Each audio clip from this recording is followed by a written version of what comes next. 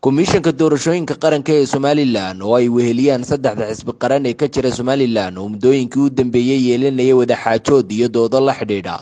waqtiga ugu suurtagalsan ee la qaban karo doorashada isku sidkan ee golayaasha wakiilada iyo deegaanka ee Somaliland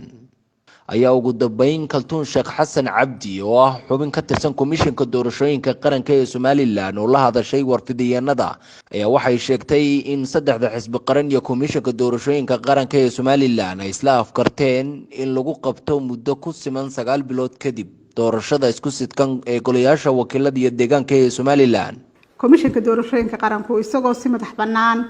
u gudanaya waajibaadkiisa sharci ee ku xusan xeer lambar 730/2007 xeer lambar 20/2001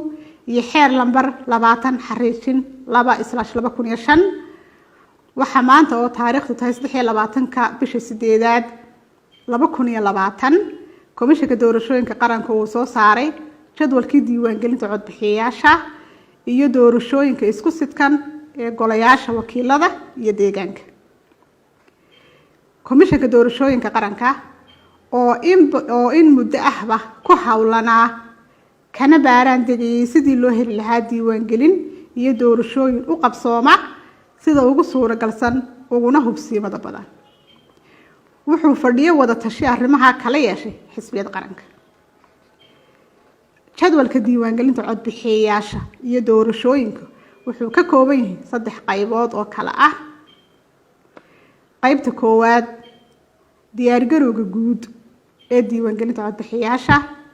qaybta labaad qabsoomida diiwaangelinta codbixiyayaasha,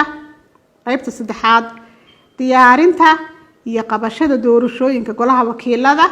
iyo golayaasha deegaanka ee isku sidkan. jadwalkan waxa uu ku mudaysan yahay muddo 9 bilood ah waxaana fulintiisa iyo hawlgalkiisa lafdhabar u ah dhamaystirka sharci iyo dhaqaale. Idris Maxamed Aynaan Goobjoog magaalada